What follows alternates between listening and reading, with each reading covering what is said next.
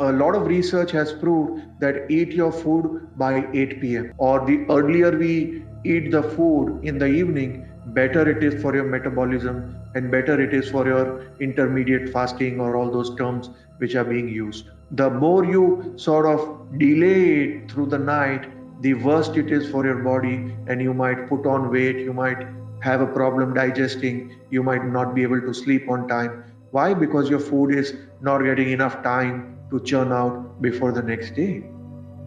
Hello and namaste, and thank you so much for visiting my channel. My name is Karthik Gaur, and please do subscribe and click the bell icon to ensure that whenever we upload a webinar or a video, you are the first ones to know. Thank you so much.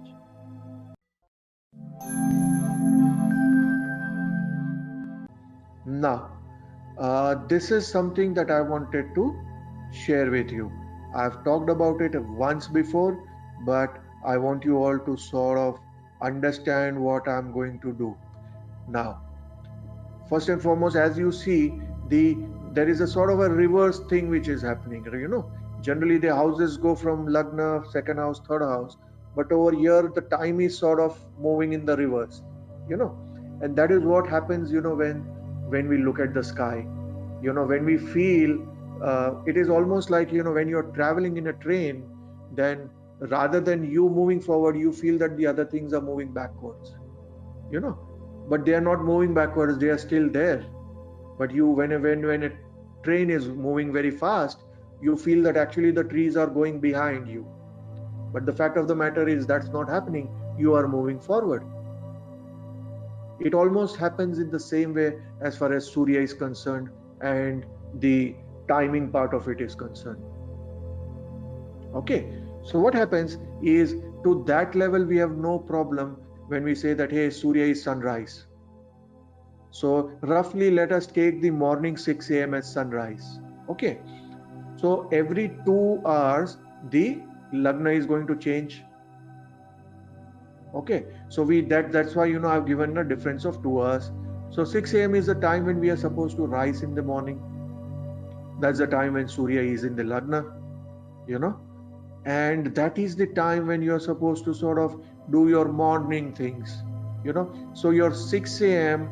to almost 10 a.m., 9:30, 10, is the time when you're supposed to do your morning things, your chanting, your day planning, etc. All those things should start or end between sort of 5:30 to almost 9:30. And 12th house is your spirituality as well, your meditation as well. So this particular block of 2 houses is the best time in the morning to do your spiritual practices. Whereas the 10th house or 10 a.m. in the morning is when the sun reaches almost your 11th house of gains. So that period from probably 9:30, 10 to almost 11:30 is the time when you sort of set up your meetings or set up your next days or sort of do your important thing for that day. A very, very important networking meeting or very important sort of email that you need to reply to. Why? Because it is in the 11th house of gain. So generally you don't use this for your conflict management. So you don't sort of speak to your clients who are sort of going to be a big headache for you. These are the times when you speak to clients who are very profitable, or clients through whom you have just given a quote, or you are doing a follow-up or something like that. Or you speak to your friends, just to because 11th house is also your friends. So very, very important friend, you need to talk, you need to sort of get a perspective of whatever it is, those are the right things to do. Or sign an important agreement, sign up something, which is going to be beneficial to you. Those things definitely you can do during this period from 9:30 onwards, or roughly 10 to 11:30. 12 o'clock is something, which is your best time. Frankly speaking, 12 to this 3:34 is something, is the time when you should be working your most. Why? Because sun is in the 10th house in Digbala. So this is the time, and in the ninth house of luck or dharma, so these two houses are very important when you sort of do all your main strategic work, major meetings, major follow-ups, major presentations. It also says that, hey, you need to be in the office, or you need to be officially properly at work during this period. A lot of times I see that, hey, just when people become entrepreneurs, they become lazy and they become very lethargic, or they start working on a different time zone altogether. Whereas if you miss this part of the day, then frankly speaking, it's not a good thing. The worst part is, when you sleep during this part of the day, it's even worse, because then you are making your Agni very, very negative. Okay, so this part of the day, I would again reiterate, is a very, very good time, and it's a very, very productive time. Let's say somebody has lost a job, definitely, this is the time which can be used. Let's say somebody needs to talk to a father, or a boss, then, definitely this is the time that can be used. Now I'm putting the karakas of human beings, where it says younger brother, elder brother, you need to talk to your sort of work colleagues, etc. Those things are good. When you want to talk to your family, this is the time which is good, because you are sort of, de-stressing yourself. If you're doing your future planning, it is a good time to think about it in those time zones. Okay, whereas this period of 6th house is, or rather 8th house, is the time of transformation. So all your difficult decisions, all your things, which you need to do, or sort of let go of a certain thing, then this is a period which is a good period, roughly 4 to 6. Or do a transformational work or a planning thing related to the next day. That can also be done over here. And this is a time which is 6 p.m. to 8 p.m. roughly, is the time when you are retiring for your work. So morning time, you are completely thinking about that same day. Whereas starting 6 p.m., you start thinking about the next day. Why? Because that Surya for that day is already Astha. It's already in the 7th house. So it's almost like you are done for that day, and whatever the problems, whatever the good and bad that has happened during that day, you are going to put that in the next day's calendar, sort of to do a follow-up, which you will again revisit at 6 a.m. in the morning. So you understand, how beautifully, just by the transit of sun through the day, you can easily plan your day.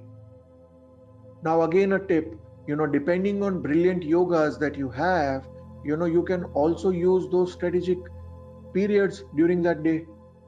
Let's say somebody has a Simhasana yoga, where, let's say, Lagna Lord is in the 10th house,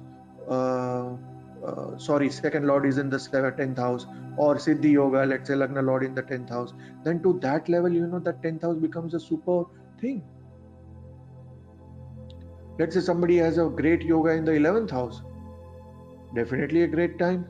Let's say somebody has a Gajkeshri in the morning time, definitely a great time to sort of post their YouTube video, or to post a Facebook post. Why? Because that can actually give them great fame. Here I'm talking about a strategy even for social media, or whatever you're doing good. Sometimes somebody might say that, hey, Karthik, I don't have any planets on this side. Does that mean that I don't work? Or do I work in the night? Hey, you also have lords. Look at the lordship. Look at the yogas. Look at the good drishtis happening on a particular house. And you can sort of target a particular house as your best time of the day. And you can put a cross to a certain house, which is the worst part of your day. So during that part of the day, generally you avoid speaking to somebody, because unnecessarily you are creating conflicts for yourself, or you are getting into an unnecessary argument with a client, or with a friend, or whatever it is, because that particular house has got a lot of curses functional.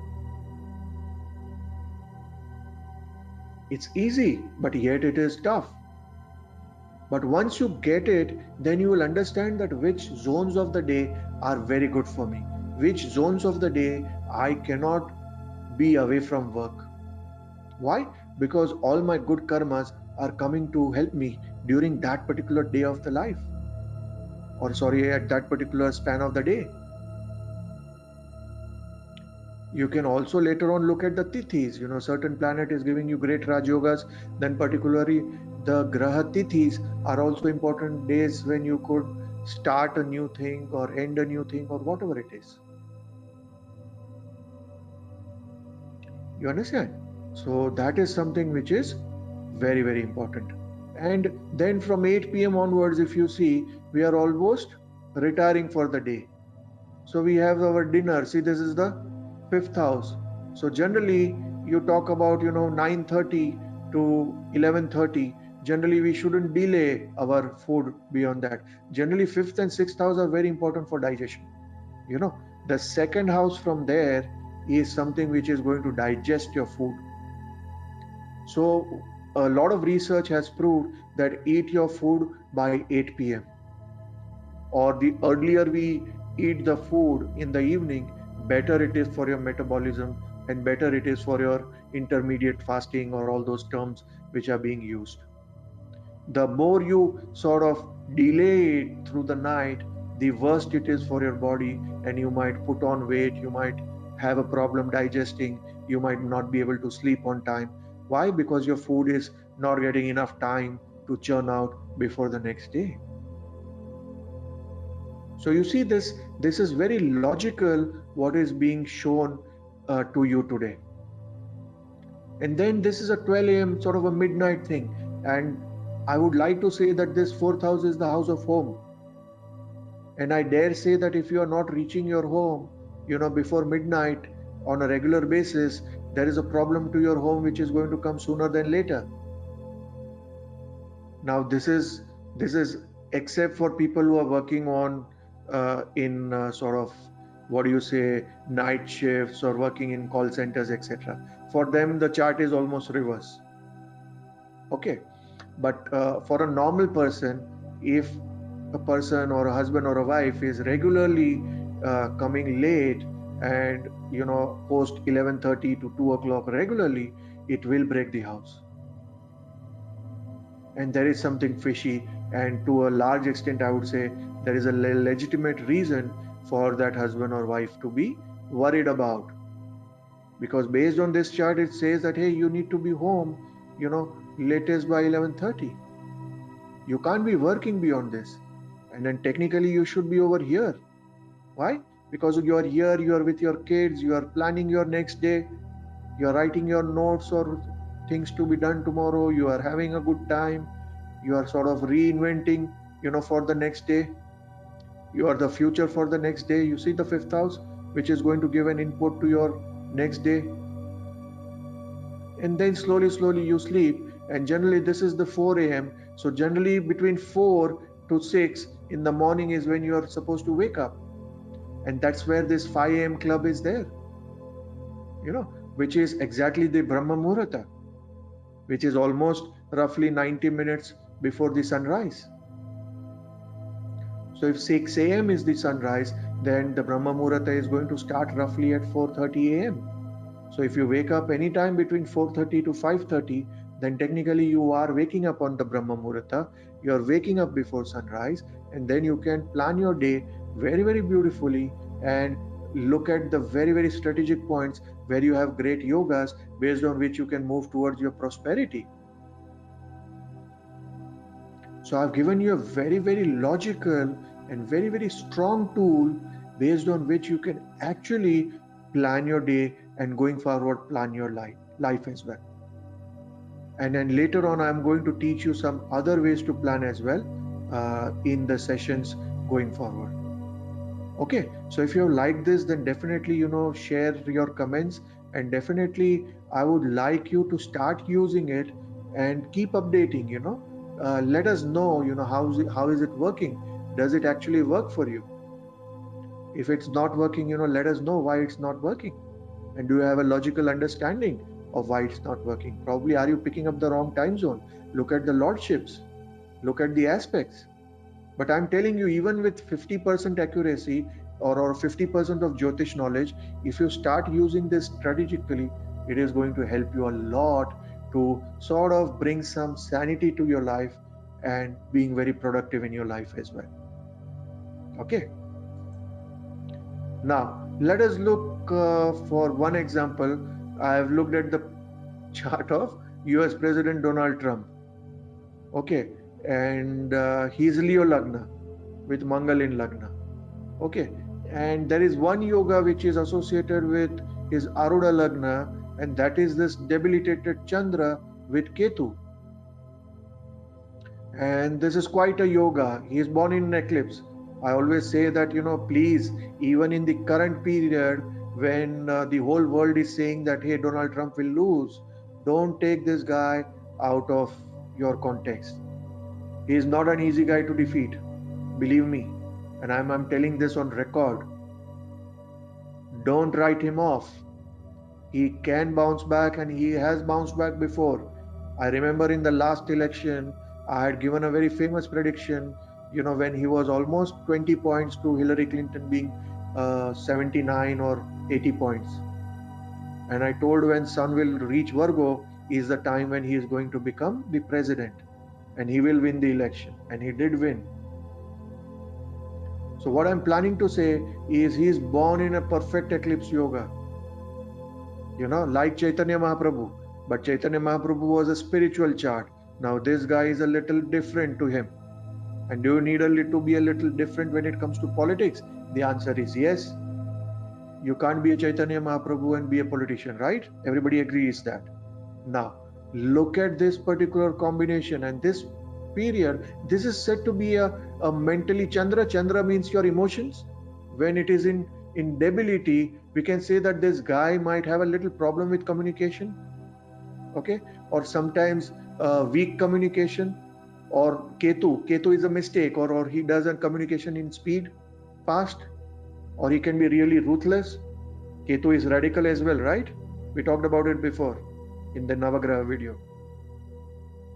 And there is this Arudha Lagna also associated. See, whenever Arudha Lagna is associated with Kendra, person is very, very finicky about his image, very image conscious or very sensitive. So the moment somebody says anything wrong to Donald Trump, he has to give it back in the at least the least proportion, or into 2 or into 3.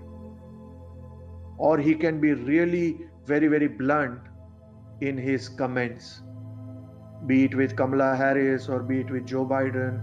If you look at his Twitter, he is somebody who communicates very, very straight. Okay, and then there is another yoga which is Rahu and Surya also, which is the midnight. So can we say this midnight and midday is a time when, if he is going to communicate, then technically he is going to have a little he is going to be too direct, or sometimes he can really be very strong. And in Lagna also we see there is this Mangal in Lagna. So by default, he is a person, who is going to really give it a Mangal, even in the morning time. So can we pick up, or can we as a research, can you all start doing a research based on his Twitter timeline and understand generally which are the times when he tweets, which are the general times when he is going to communicate. And I'm sure that he communicates in a different phase of days. So pick up quotes, when he is, let's say, quoting in the late evening time. Pick up the quotes or the tweets when he's tweeting in the midday, or let's say between 10 to 2 period, or early morning before 8 a.m. So let us look at this, and it would be a nice sort of an understanding, nice sort of a research, where you can start commenting on this particular chart and understand what is good for him, what is not good for him. Can he be very lethal? The answer is yes. You rub him the wrong way, he is not going to let it go. Because the moment if you are going to talk about it, he will give you in equal and more strength. Why? Because per se he is born in a perfect eclipse. He is born with Mangal, and to a large extent, he is in a Jupiter Dasha. You understand? So you can sort of understand this chart in detail, okay, and understand what is happening. Is this combinations of Surya and Rahu good for politics? I would say it is fantastic. Surya is his Lagnesh in the 10th house, and that is causing a super sort of a yoga, right? So a person who is constantly having a thing about his work, Surya is all about politics, it's all about government, and there is Rahu. So this guy has sort of used politicians, sort of even used politics to sort of grow in his life, be it in his properties and all those things. Okay, so I would not get into the details, but what I wanted to share today is this whole concept of how to use Surya and how to use the transit of Surya through the day, before we understand transits at a higher level, and I'm sure it has been of a great value to you. I want you all to start learning more. I want you all to start deciding, and I want you all to start sort of imagining this chart and using this particular way to plan your day. Let's give an upper limit of 1 month. For a month you see how it works out, and then let us share your experiences in the comment section, and it will be a nice sort of a debate, which we can take it forward. Thank you so much, and see you all soon. Namah Shivaya.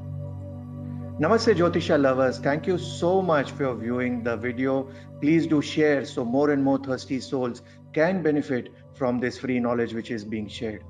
Also do subscribe, click the bell icon, and all the questions that you have, please mention in the comment section below. Thank you so much, and please keep supporting us.